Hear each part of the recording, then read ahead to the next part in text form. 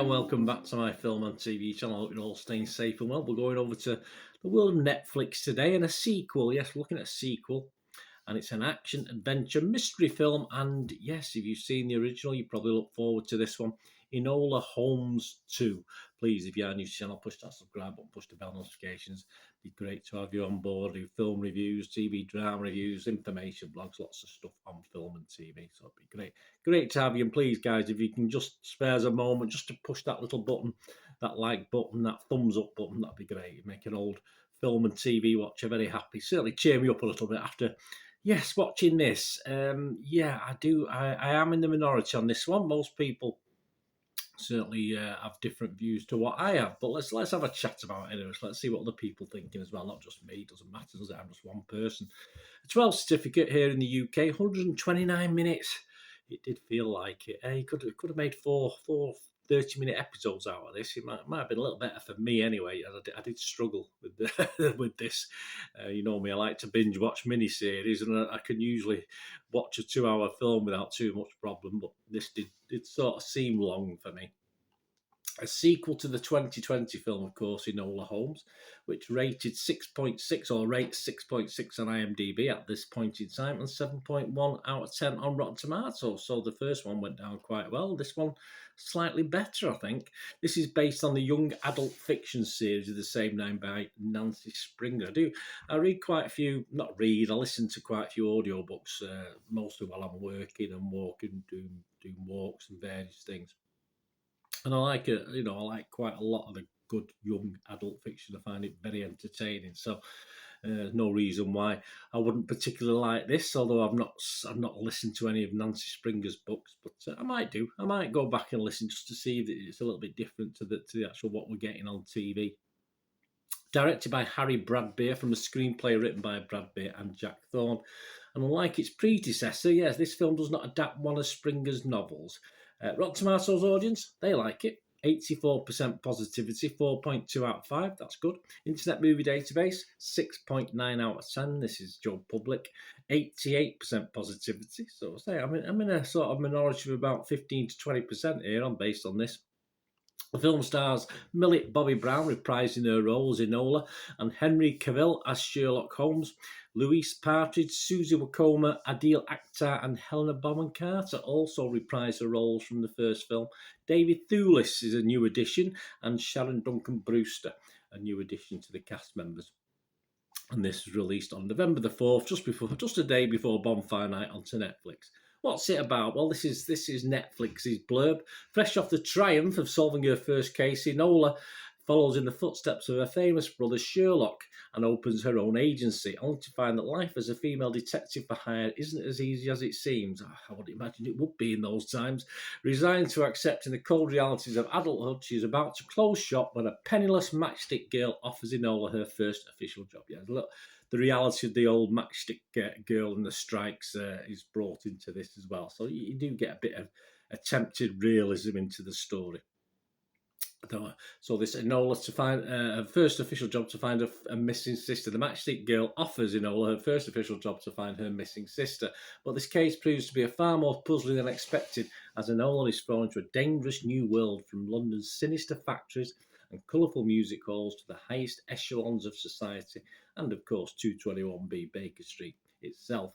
As the sparks of a deadly conspiracy ignite, Enola must call upon the help of friends and Sherlock himself to unravel her mystery. The game, it seems, has found its feet again. Yes, the game is afoot.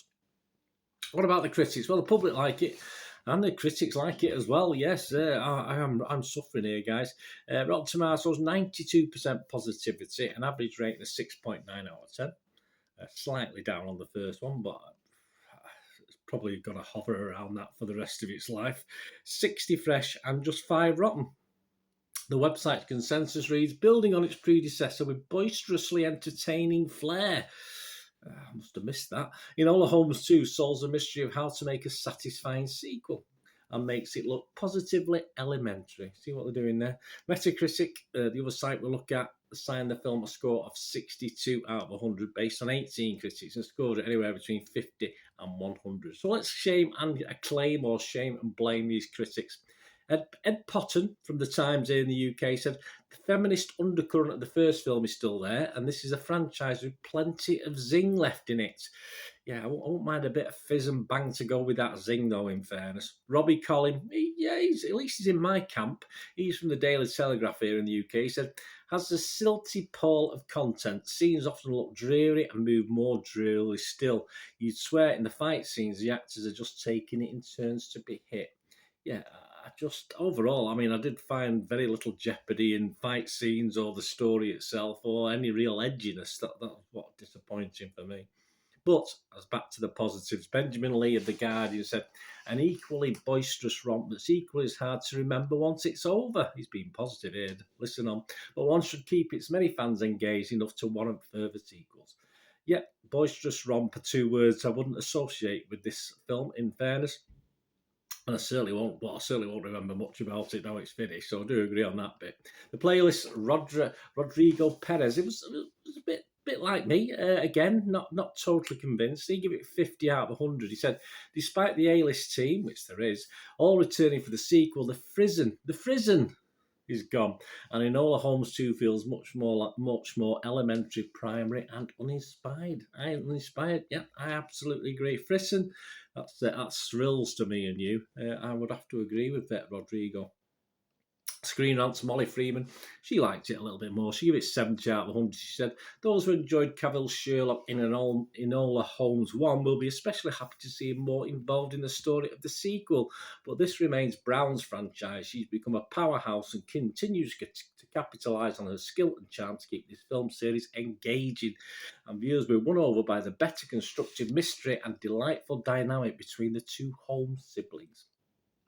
Yeah, even let's say a sibling. I mean, I wouldn't mind a bit of sibling rivalry to me. It was all too unrivalry, which I think, like I say, I just wanted a bit more. I just wanted a bit more to it. Right, my little thoughts before we go, guys. As I say, I'm in the minority, so you can probably ignore what I'm going to say anyway. I just scored this 5 out of 10. It was all right. It's an interesting enough tale, like its predecessor, which I thought was okay. I thought his predecessor. Some people said this was better. I personally liked the original because it was introducing things, wasn't it? So I enjoyed the original one more than this one. But for me, this doesn't really build on it. This doesn't add anything to what we got in that first one. Well, it's well put. Of course, it's well put together. It looks good. It's fantastic. But for me, all that's a little bit of a bite, or even darkness that makes for me anyway a really good young adult tale. A little bit of an edge to it. A young old fart like me, I like to say, because I do enjoy young adult fiction as well.